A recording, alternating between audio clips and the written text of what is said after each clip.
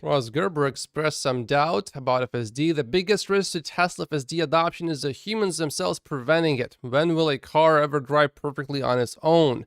How could FSD never crash with humans operating around it? Will humans accept some level of failure rate with FSD cars? I think extreme transparency in terms of how many miles the fleet on FSD has driven, and then what was the accident rate and what was the fatality rate on average for every, let's say, 100 million miles driven. That transparency, I think, is going to be extremely important. If there are any doubts about the transparency or the numbers being accurate, that would slow everything down. But because all Teslas are connected to the internet, basically, I don't think it would be hard to have very high transparency. Certainly, the information that came out haphazardly on Friday is consequential in the Tesla story. We are trying to understand how and when Tesla will make the root transition from selling EVs to selling robots and robot cars. Not sure what the financial side of this will look like. It's gonna be huge. That's what it's gonna look like. Tesla AI tech lead / manager said as of March 2024, our end-to-end neural net-based driving policy, FSD Supervised, has been deployed to 2 million vehicles in the US, and the rest of the safety plus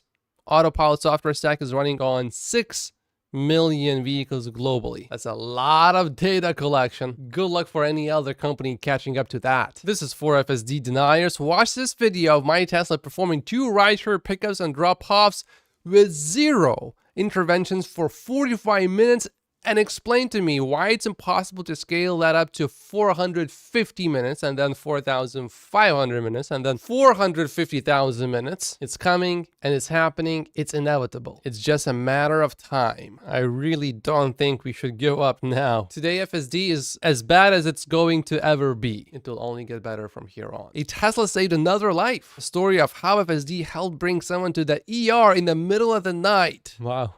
There's no way this guy is ever going to buy any vehicle without FSD. It happened on April 1st, so you would think it's an April Fool's joke, but no. Wow.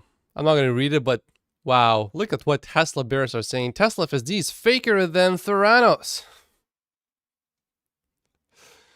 Oh, these people have never tried FSD in their own vehicle. I have a Tesla. I have FSD V12 with my vehicle installed, and I was able to perform drives. For example, this one of 15 minutes. It's a drive that I often do myself. So it's not some random thing I picked. No, it's something that I drive regularly. And it did it without any interventions. I have done that drive 4 times, and 2 of these times I had no interventions. 1 time I intervened, not because FSD did something wrong, but because another person was coming into my lane and I started honking and I slashed on the brake pedal. So really 3 out of 4 times, no interventions. The term vaporware is being used more and more by these clowns, even as the software gets better. I mean, if they called V11 vaporware, okay. I don't think, did I ever have a no intervention drive? Well, not any drive that I often do myself. But with V12, I have no intervention drives that I regularly do. Not a made up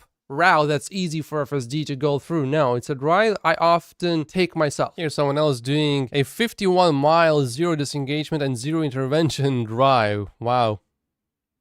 All right. Well, these were not difficult conditions, but we are seeing completely random people showing videos like this. Gary made this post back in August, but it's getting some serious attention now. Not sure why Tesla doesn't just buy Uber to get into autonomous ride hailing and get all the data from its platform of 137 million consumers who take 25 million trips per day. I agree with Bradford. There is 0 chance Tesla will acquire Uber. Tesla would need to pay a buyer's premium, so it costs Tesla $210 billion, and Tesla has nowhere near that much in cash. At most, all the lessons that Uber has learned are worth $10 billion. Tesla can get the data they need and is already getting it from Tesla rideshares. I've seen some people on V12 that come back to their garage and they see gigabytes of data being uploaded to the internet.